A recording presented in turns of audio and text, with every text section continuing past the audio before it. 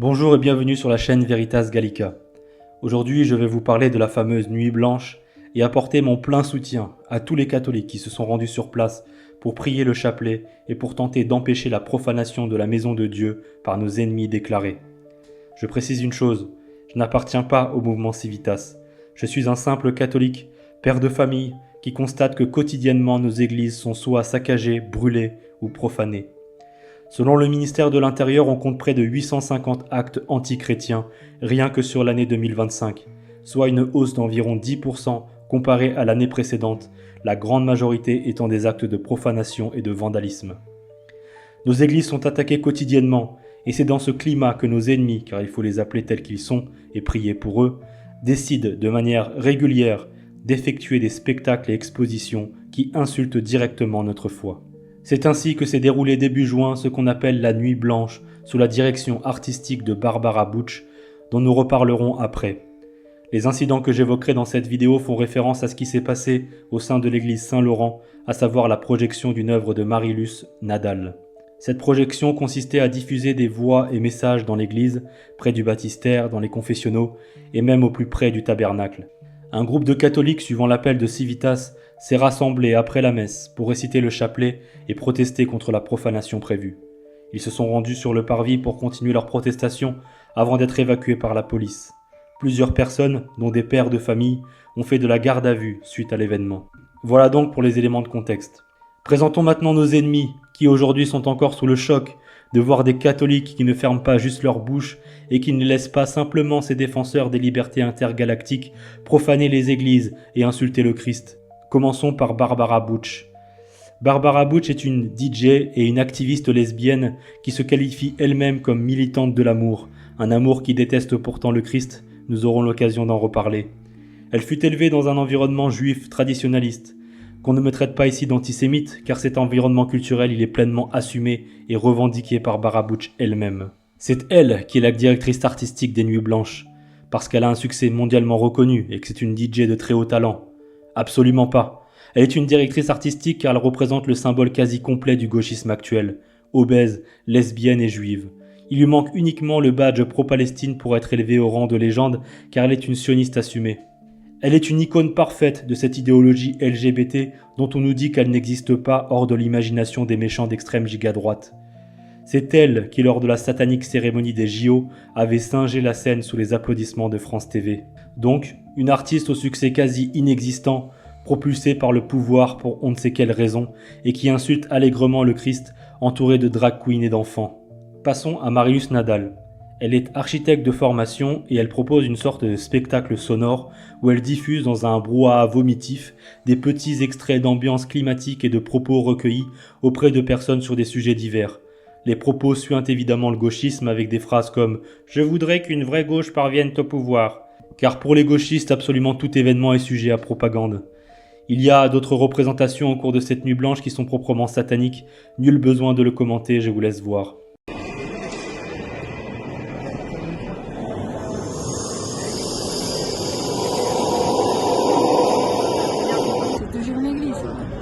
Et qu'est-ce qui vous a choqué? La dame disait faites vos confessions païennes, aux laïcs.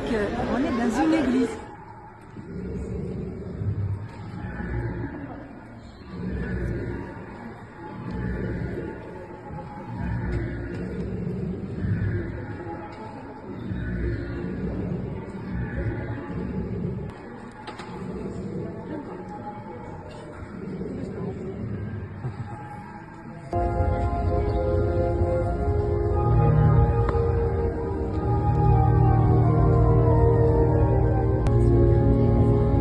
En prévision de ces profanations, le groupe Civitas a appelé les catholiques à venir prier le chapelet et à protester contre la tenue de ces spectacles blasphématoires. Plusieurs catholiques ont répondu à cet appel le jour J. Je vais analyser la manière dont nos ennemis décrivent les événements pour vous montrer l'étendue de leur ignorance et de leur mauvaise foi. Vous verrez qu'ils ne connaissent absolument rien au catholicisme, mais pourtant, ils sont obsédés par l'idée de venir en permanence imposer leur propagande dans nos églises.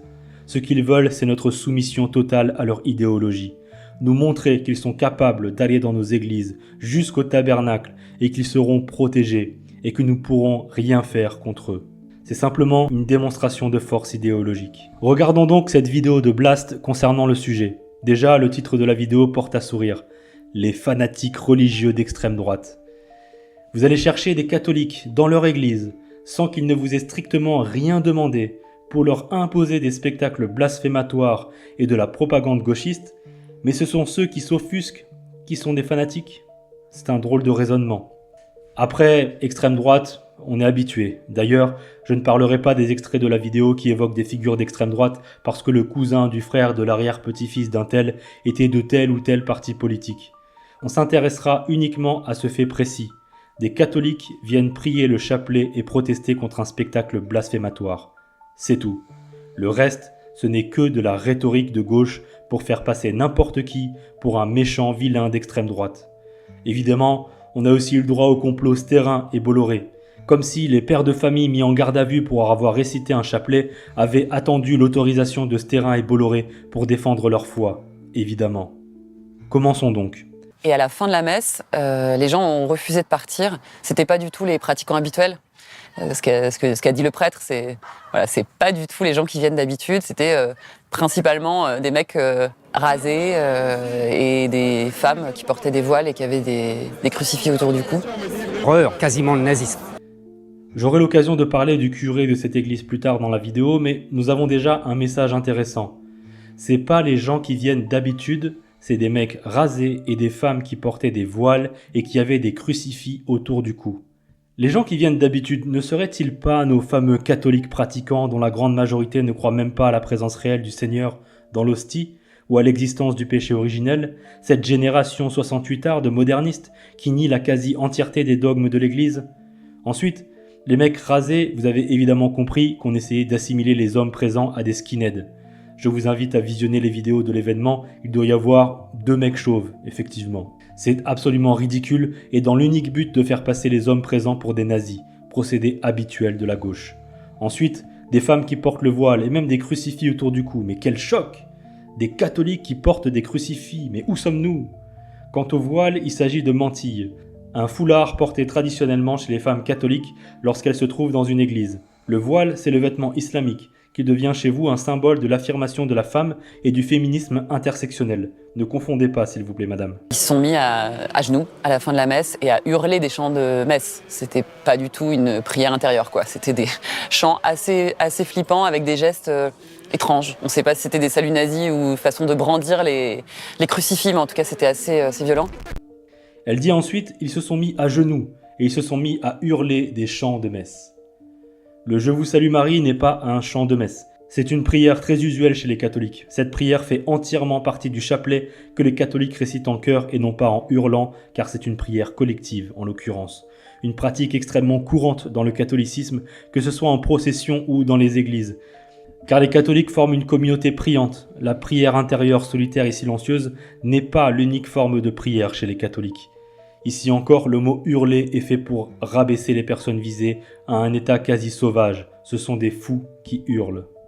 Les prières du chapelet sont donc des chants flippants, et brandir le chapelet et non pas le crucifix, chère madame, c'est assimiler maintenant à éventuellement un salut nazi. Une ignorance qui frôle de très près la déficience intellectuelle évidente est le signe que le gauchisme est une maladie mentale avérée. Donc pour résumer, des catholiques qui récitent à haute voix le chapelet et qui montrent à la caméra leur crucifix sont très différents des catholiques qui fréquentent habituellement cette église. C'est précisément là la source de la confusion qui s'installe chez nos ennemis, car pour eux, les catholiques ce sont des gens qui se taisent, qui ont été matés par les révolutions et qui doivent vivre leur foi uniquement intérieurement. On peut venir jusqu'au lieu le plus saint de leur église et leur cracher au visage, ils ont l'obligation de ne rien dire, de ne rien faire, de s'aplatir et de se taire. Des années de modernisme au sein de l'Église ont rendu la masse catholique moderniste complètement apathique et prête à tous les compromis avec le monde, quitte à renier l'entièreté de sa foi. Ce qui fait qu'aujourd'hui, un catholique qui récite clairement le chapelet est perçu comme un fanatique et même un nazi s'il ose se mettre à genoux. Rendez-vous compte de la perception que ces gens ont des catholiques. S'ils voient un musulman face contre terre, ils l'applaudiront comme un exemple de piété, ils seront pleins d'admiration pour cette posture. Par contre, Un catholique à genoux, ça leur est insupportable. Cette perception est le fruit de leur gauchisme, mais aussi du piètre exemple que donnent beaucoup de catholiques et qui participent à cette vision que beaucoup de gens partagent sans le savoir, des catholiques qui sont des bénés, inoffensifs et prêts à accepter tous les délires du progressisme et qui n'affirment jamais rien de leur foi. Assumons d'être catholiques et cessons cette folie du respect humain. Nous sommes dans nos églises, auprès de notre Seigneur, réellement présents dans le tabernacle. Il ne s'agit même plus de se faire accepter, mais de se faire respecter. Continuons la vidéo.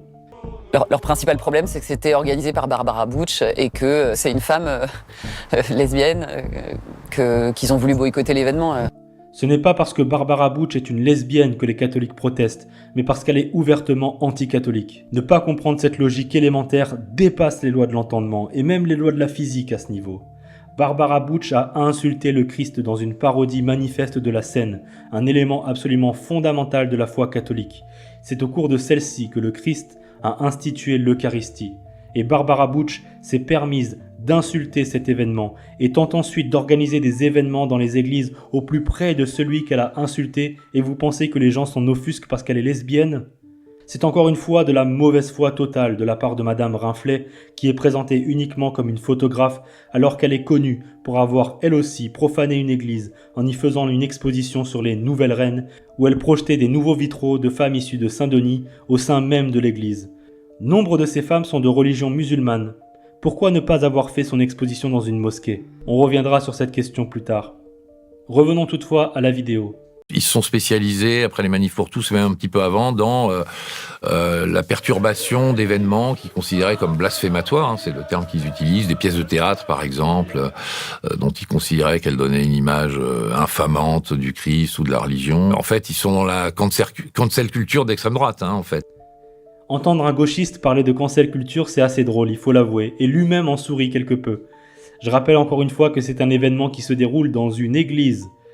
Parler de cancel culture quand on s'oppose à ce qu'on vienne jusque devant nos tabernacles pour nous insulter, c'est encore une fois de la mauvaise foi totale. C'est un mouvement anti-républicain aussi, puisqu'il est pour, comment ils appellent ça, la royauté sociale du Christ. Voilà, ils sont donc monarchistes, anti-républicains, anti-droits de l'homme, tout à fait assumés, et pour une France chrétienne avec catholique, parce qu'ils sont très anti-protestants aussi, avec le catholicisme comme religion d'État. Quant à la royauté sociale du Christ, sachez, cher monsieur, que c'est un des piliers de la foi catholique et pas une invention de Civitas. Notez cette information, bien que je comprends qu'en tant que gauchiste, vous préférez la royauté sociale de la franc-maçonnerie et de l'être suprême que vous retrouvez en préambule de la déclaration de 1789. Sachez que pour nous, catholiques, le Christ n'est pas l'être suprême que vous vénérez par les francs-maçons. Il lui a été donné autorité sur les nations par le Père. Le Christ est roi, que vous le vouliez ou non. La République n'est qu'un régime de gouvernement. Une république pourrait, en théorie, appliquer dans son espace social les enseignements du Christ et le reconnaître comme véritable roi. Ce n'est pas forcément une question de type de gouvernance. Le fait est que la République française, spécifiquement, est avant tout une opération réalisée par la franc-maçonnerie, qui a eu un rôle absolument majeur dans la Révolution et au sein des différentes républiques qui suivirent, comme dans la Troisième République notamment. Ce que je vous dis là ne relève absolument pas d'une obscure théorie du complot, mais de faits facilement vérifiables.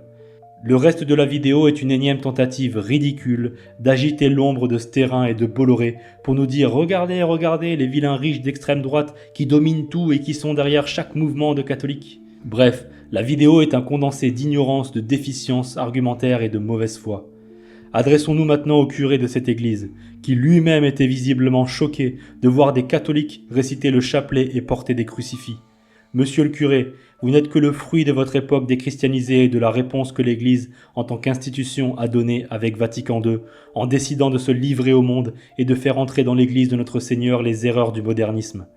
Vous êtes l'héritier du modernisme, qui au nom du dialogue se met à plat ventre face à l'idéologie woke et au LGBT.